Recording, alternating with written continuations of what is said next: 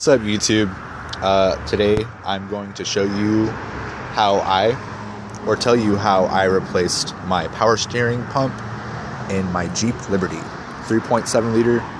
This is a 2004 Renegade edition. However, I think they're pretty universal from 2002, pretty much till they ended the series. But check it out. In order to do it, you need a 10 millimeter to take off the bolts for the fan shroud and take the clip out.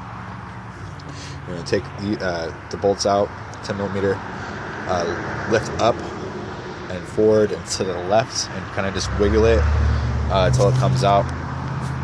And then you'll have access to the serpentine belt. After you have access to the serpentine belt, you can use a 15 millimeter wrench or a socket and go right with it to loosen up the belts, and that will give you access to the power steering pump. There's 3 bolts, which I believe is 13 millimeter, and you're gonna take all 3 off, and there's holes inside of the pulley to actually give you access. You're gonna need a deep socket and maybe a 4-inch or 6-inch extension, which would be enough space, to remove that. I use a pipe to give it more leverage, and there is a line on the bottom of the power steering pump that can be taken off with a Crescent wrench. I'm not necessarily sure what size it is, but just go ahead and use a Crescent wrench. It shouldn't be that hard. If you're doing the actual pressure line hose, a trick is to use a star bit, security bit set. Take that off, and it gives you access to the bolts that hold in the pressure line.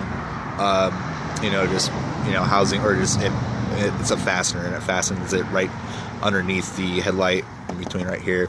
And once you get that, another trick or something I did to make sure it all went smoothly was actually take off the oil filter to